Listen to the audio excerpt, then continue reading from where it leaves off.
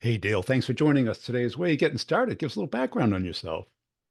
Hey Brian, just first of all, just want to thank you for having me on. It's an honor to be on your show, and happy to kind of share my story and kind of go through kind of a day in the life of on a medical sales background. Yeah. Um, just I guess to start, I've been in medical sales now for 7.5 years. This has been my truly my first and only sales job that I've had. My background is athletic training. So I went to UCF. I worked my way through college and basically had various jobs. I was a caddy at a private country club, which honestly really helped kind of propel into this field. I had I started my own mobile detailing business Yeah. while I was in college as Nice. well. Yeah. And then as an athletic trainer, I finished college working as an intern for UCF football, and then I had the opportunity to actually work in the NFL. I worked for the Detroit Lions, so that was an amazing experience. Yeah. But once I got out of that internship, and my next steps were to kind of get back into, the physical therapy world and the athletic training base. I kind of quickly figured out that I don't like ceilings. Um, the Unfortunately, wherever you go and into that kind of world, there's caps, and so I had friends that were like, "Hey, there's this thing called medical sales, software sales," and so I kind of dove into like what would that be, and I thought it was the medical sales. I thought was a great mix of kind of what I've been doing and kind of Yeah. what I would probably enjoy for the Yeah. future.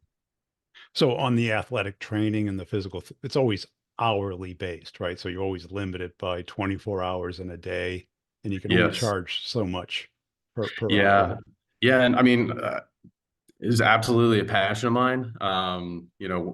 Being able to surround myself with just world-class athletes and people also in that realm of their cap, they didn't have quite a cap, right? They're based, what they do on a daily, they can actually make more, right? Based on their outcomes and the Yes. output, and what they do. So I was like, okay, maybe this isn't exactly for me, but it was on my path, and I'm blessed, to have had that opportunity. Uh, Did you feel like you had a natural sales personality? And yeah, my I've great parents. I was raised really well. My dad is an owner operator of a fence company for commercial and okay. residential fence. So basically he put a pair of postal diggers in my hand at 10 years old and said, "Hey, this is how, your family earns money. This is kind of what we do." And then he started bringing me out on jobs, and um, he would say, "Hey," we'd go on a sales call, and he'd say, "Hey, what did you get out of that? Did you hear any, Okay. kind of Yeah. any yeses or nos?" And so I got a little bit of a early introduction into it. Wasn't thinking that I was gonna end up back in that spot. But yeah, it's been a awesome early introduction, into this world. But it is a whole different world, right? Because the clients don't come to you, Yeah, right? You got to correct. go Correct. find them. Correct. Yeah, absolutely. Especially, so I work for a small medical sales company. So I compete at the highest level against the largest companies in the world, in the capital sales world for imaging. So every day is a dogfight. Every day is an opportunity to bring awareness to what we can offer, and we're fortunate enough to be able to offer a technology that is a little bit more crafted to specific specialties within the medical field. So I feel like I can enhance other people's um, efficiency and just in day-to-day kind of work and also within a radiation safety aspect as well. So, but you're right. They don't come to me. I have to go out and you have to give it that personal touch, and you got to kind of start building that relationship. Yeah. And how was that adjustment, right? Because a lot of people who have never sold or really put themselves out there, Yeah. Oh man, it's uncomfortable. It's A little, uncomfortable. a little. Yeah. You walk into a hospital and you're like, "Man, I'm about to go meet this doctor that I've never met before." I hope that, I can kind of Come on, you did some stay. physical training or physical Yes. therapy, right? Yeah, yeah, exactly. It was I thought, it's funny because the medical sales world's so hard to get into, and, I thought with my athletic training background, I knew a lot of orthopedic surgeons, so I thought that maybe I could tailor into that. But I wasn't given the opportunity in that side, which I'm actually very grateful for. Ended up working with a smaller, fast growing company on the imaging side now. But yeah, like you said, you just never know where you're going to end up. Um, And but how'd you become good? I had really great mentors. Yeah. Um, you know, all I did was I really had no idea what I was doing, but they gave me the opportunity. They just said, "Hey, just do your best. Do it. Go figure it out. And we're going to guide you." And I said, "Okay." So I would go out and I would just try to figure it out. I would come back with information and then they'd say, "Hey, try this, go here." But I had a little bit of a diagram because I had a successful mentor. And she was, so I said, "I'm going to do exactly as she does, kind of step by step by step." And then once I kind of figured it out, understood the formula, then I started to be able to apply it, put a little bit my own twist on it. And that's really, just repeat, Yeah. and that's kind of, repetition is your friend. It is, isn't it? Yeah. But it plays tricks on you sometimes, right? Because you can repeat the wrong thing, hoping Yeah. that it's the right thing. Yeah. Absolutely. Absolutely. I guess the hardest part, right, is determining, who is serious, who's a good person to, a physician that's going to be a driver for this, who has juice. Yeah. And once you determine that, for me at least, it's a matter of us working together with to go up against administration to justify the purpose of the purchase. Yeah.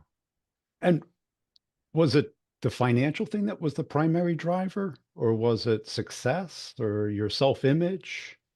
Because you mentioned the cap, and I get that. I felt Yeah, that. Yeah. I just, I feel like, um, God gives me this opportunity, um, and I just don't want to squander any of my potential. Yeah. I always want to be the best version of myself and what I can do. I think money is a driver, but it's also an afterthought. It's really about enhancing the lives of others, and like I truly want to make other people's lives better. And I'm not a firefighter, I'm not in the military, I'm not a nurse, I don't get that exact direct contact. I mean, I was an athletic trainer, so I did have that feel, Yeah. but I felt like, okay, if I can, what I provide as a product to these people, if it can make them better, and then improve, patient care for better patient outcomes, I feel like I'm doing my part. And you're competing against the big guys. How do you differentiate? Um, Relationship. Yeah. I think as a small player, in the field, I I have a lot more leash. I'm allowed to kind of go out and build relationships. It takes a lot of time. I travel all over the country. I have a luckily I have a really great support system and a wife at home. But it's a matter of just finding, people, because these everyone's just a person at the end of the day. And if I can go to dinner with the physician, learn a little bit more about them and who they are and their background and their family life, I think that's first. And I think that kind of helps differentiate me to just saying, "Hey, we need this new X-ray system," Yeah. and then they go out and start talking to other vendors. And it sounds like your company values that. Is that true? Yeah, absolutely, Okay. absolutely. Value is God, family, and your home, or in your work. And so, and in that particular order, that's what matters most. And if you take care of the first two, that third one, I think things come a lot clearer, and it's not easy, but Yep. you know, it's fulfilling. Well, they've been able to keep you there quite a while. Yeah, exactly. Yeah, that's the other. Yeah, you never, especially in this field, there's a lot of people that kind of move around and stuff, Yeah. and um, I was with them from almost the ground floor, and we've rose significantly, and to be a part of something like that, It's fun. feels great. Yeah, Yeah. um, to to feel like you're actually doing something, making an impact versus kind of just being a number on a sales team, or um, sometimes you wonder, what would it be like, on Well, the other side. yeah, because I mean, today it's quite common. I mean, to see people more than 2 years is unusual. Yeah, yeah, And exactly. I get it, because you might get a bad manager, territories change, comp plans Hmm. change, Yeah. and the phone rings, right? Hmm. Yeah, you get an opportunity comes knocking. And that honeymoon is pretty enticing. The problem is it's just a honeymoon. Yes. Yeah, and and I'm glad you mentioned that. I mean, I'm fortunate to see people come and go as well, and to kind of get that, um, see that little piece of, candy kind of working towards them, and then watching it not be worth it on the other side, right? And Oh, um, what I've been able to experience is it's not just a matter of being loyal to your company, but just being focused. And if, as long as the company values are right, and you're happy, I'm not gonna look for the shiny thing over here because there's a little bit more money maybe being offered on the table. Because what I've seen actually happen is, more opportunity has been dropped in my lap by staying here, because other people tend to kind of rotate through. right. So I tend to benefit on that side, which I'm very happy to Well, do. yeah, because I try and tell reps when they all want career advice and they all want to Mhm. change jobs. And I go, well, what makes you think it's going to be better there than it is now Yeah, for more than that one quarter? They're not yeah, hiring you to take orders. They're hiring you to build a territory from nothing.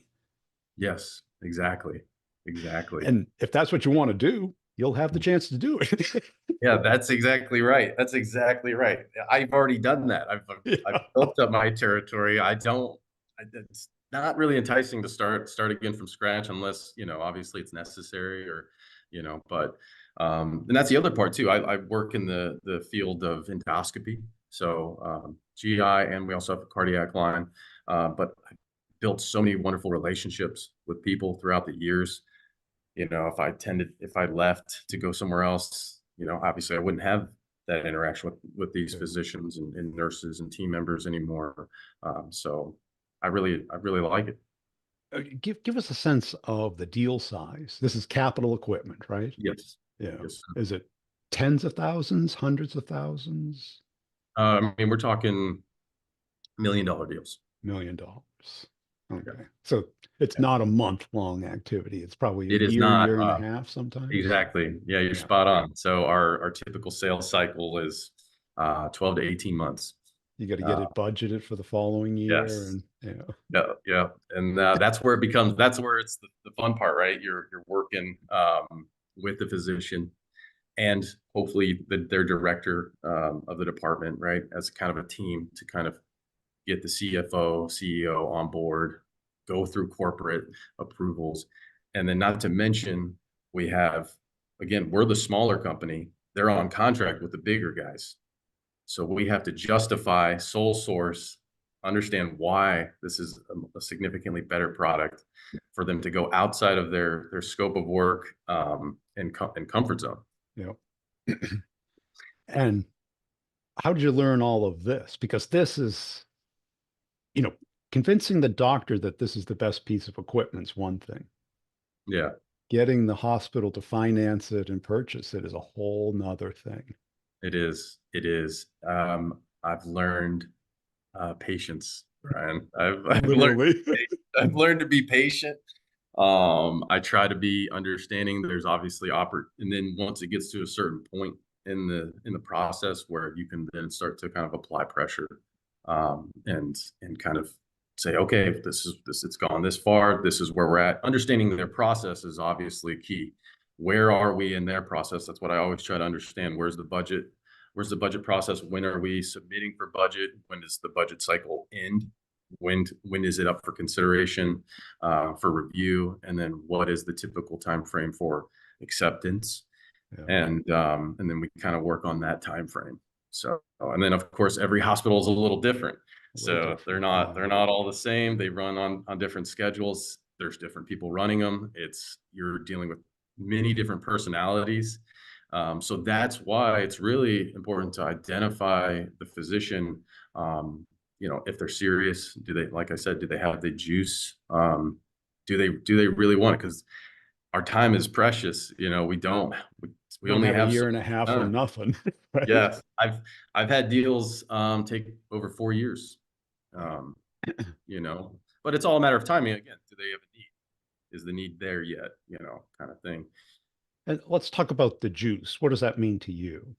The juice. The juice is the drive. You kind of know, you kind of get that feeling, right? They're like, on that, maybe the initial conversation with them, where you kind of spell it out, you show them the product, the features that are going to kind of make their life easier. And then based on their reaction, like, I got to have this, this is something that we need, those key phrases. And then just kind of their posture, their attitude about it. Yeah. Especially if they're like, "Hey, do you have time? Can I introduce you to my director here?" And then they'll interrupt their director, like, "Hey, can you meet with this guy?" Or, "This is something that's important to us." And then I make sure to, set that upfront understanding, like, "Hey, I can provide you with all the information, to help justify this, but it comes on the internal side, for you to push this through. So as long as you're willing and able to do that, then it's going to happen. It's just a matter of when." Yeah. And what have you learned about the juice? Because sometimes there's false juice, right? Yes. Yeah. Yes. That's very true. um, I think majority of the time it's true. It's real. Yeah. But Good. there does come a time, after so much time. Again, these are long sales cycles, so you're gonna waste a good amount of time before you actually figure out, like, oh, okay, this guy, he's not really serious. Yeah. Probably 6 months or so in, Is you'll there probably figure it out. a personal win in it? There must be what is the personal win in it for the doctor? They want to build they want to kind of make their staple. They want to build a program. That's the key. And Is it's building a unique. world class program. Yeah, and how do you do that? You surround yourself with, high end Best equipment. technology, best equipment in the space, and then what we do too, um, is help with marketing. So we want to help market the physician. We want to help market the hospital. We want to let the world know, this guy has all the right tools to do the best procedure, for you, as the patient. So you guys have much more of a holistic view of it versus a transactional view of it. Absolutely, it's the deal doesn't really begin. The deal begins when the system's installed. Yeah. It really does. That's for the life of that equipment, which is typically 10 years. Now that's my customer. I'm going to make sure that they're happy every day, and if they're not happy, we're going to do whatever we can to correct that.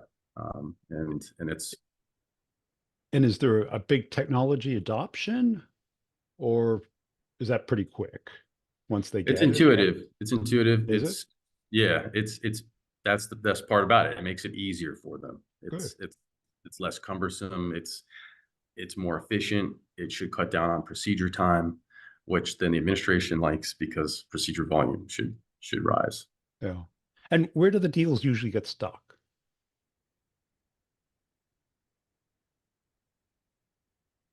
I'd say they can easily get stuck with directors.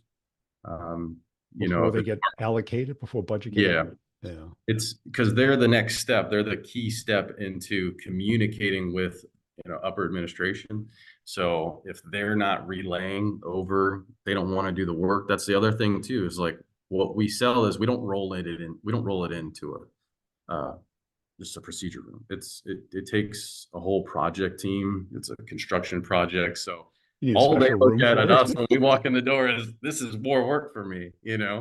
So trying to make sure that they're on board. But because that's where I'd say that's where it gets stuck the most Okay. is right So there. the Yeah. doctors are the champions and Yes. trying to get the economic thing allocated because have to have a physical facility for it, right? And there's probably power requirements and Exactly. Yes. There's room size air requirements, conditioning and air conditioning, yes, lead line walls. It's the whole oh thing. boy. So it takes months and months and months. The best part is if you walk in and they already have a room kind of established, and they're just have an older piece of equipment, right, that needs to be replaced. Then we're Yeah. then we're talking a lot simpler project. Um, And any secret ninja tricks to keep these deals moving?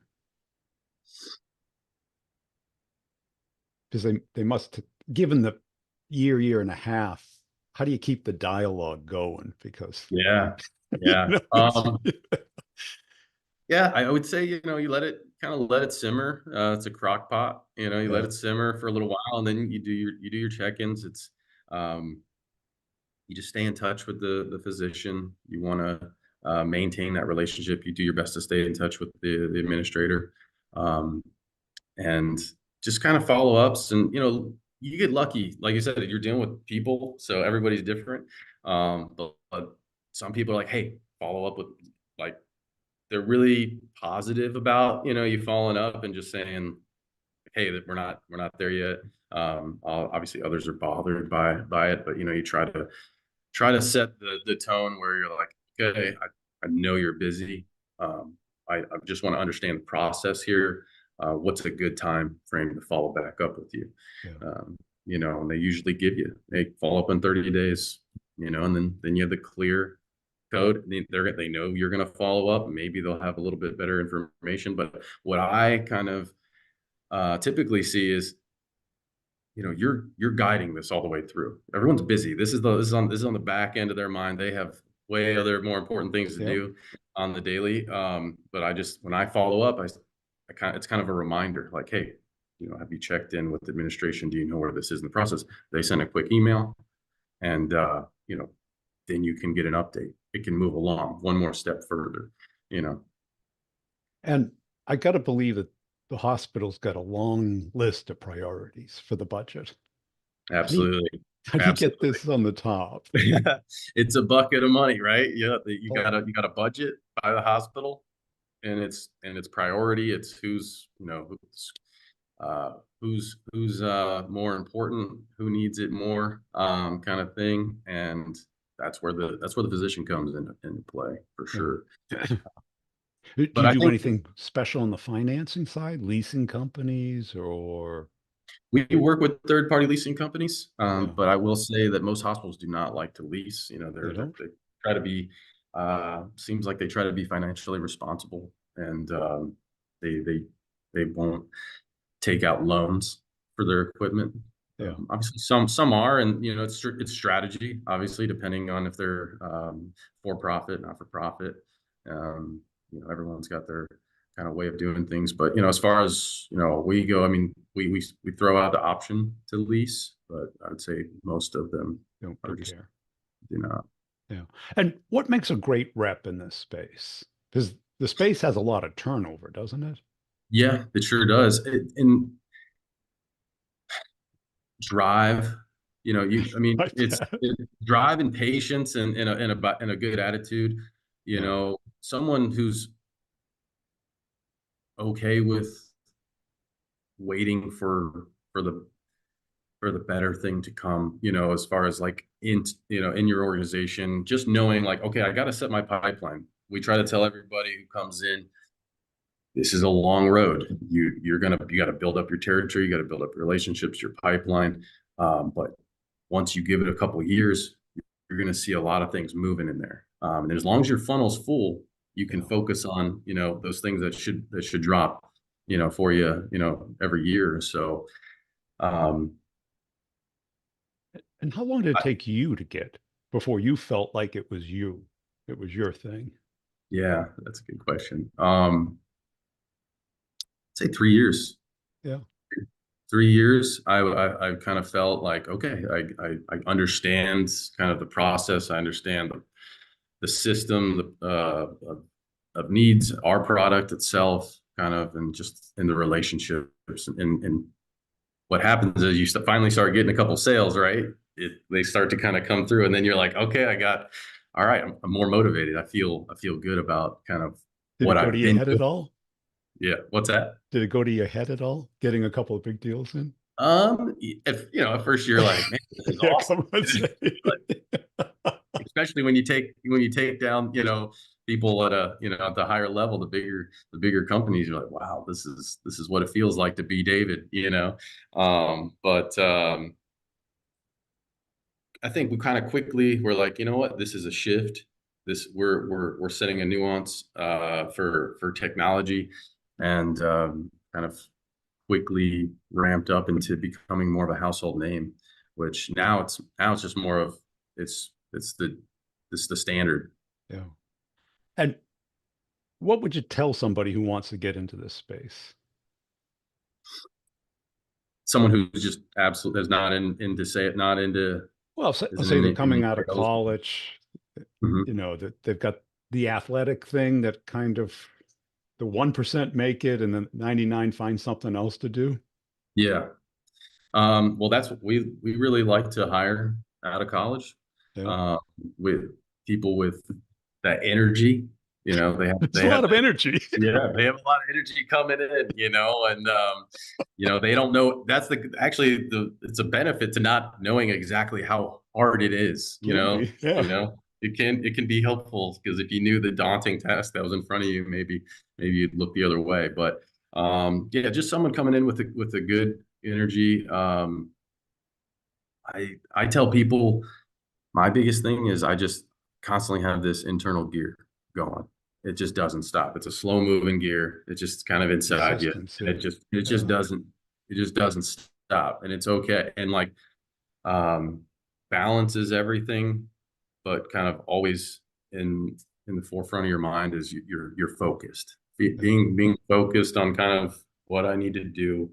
Um that's kind of what I kind of express to people is something that's necessary. To think that you're going to come in and just start making money, Well, because it's that's, sales. yeah, because most people get into sales, they want to close something Yeah, naturally. And if yeah, that's a year and a half away, it's really hard to think it that way. it is. It sure is. And that's why it's harder. It's a lot harder for people who come from a sales, that Yeah. they've been doing sales to try and come to our world of capital. It's a hard reality. Um, but Because it takes you patience. can't burn that relationship, right? Because you want them to pick up that phone over the year and a half. Yeah, And if you yeah, don't have something new, yeah. they stop picking up. Um, yeah. My mentor told me, if you have enough going on, you're not bugging them, right? So if you create enough opportunity, you're not bugging them every week or even every month. I got so much going on because you fill up the pipeline so heavy. You're like, oh man, I forgot I need to follow up with that guy. Yeah. I'm not in their ear, all the time, and being kind of more annoying type thing. It's like more of just, hey, following up, wanted to see where we're at, just get a pulse. And where do you feel this focus comes from? Is it from sports? Is it from, Yeah, so I played sports in high school. I actually played at the collegiate level, played football, and yeah, it's the competitiveness, but it's also, um, my dad would always we would finish a job, and he'd say, "Hey, just stop and look at what you did." appreciate what you did. And that instilled a lot in me, like where it's like, okay, what I'm doing, I'm appreciating what I'm doing. I'm gonna see this through. So like any room that I kind of open up, I try to make the most of it. We do ribbon cuttings. We try to make it a big deal. And we say, look at what we all did. Look at what everyone's effort here, because it's not just one of us. We all kind of came together and made this happen. So just more appreciating. Yeah, because I don't think reps do that. I think they close the quarter, the month, take a day or two off. Yeah. I don't know if it's, like I said, I haven't really worked in any other kind of worlds, so it's hard for me. I feel like I'm blessed to kind of be where I'm at, and so I don't feel that way. I continue on. I maintain my relationships after the deal closes, Yeah. and just kind of just build my rapport with people, and even in that's where I get a lot of, I'll get physicians actually calling me sometimes, Good.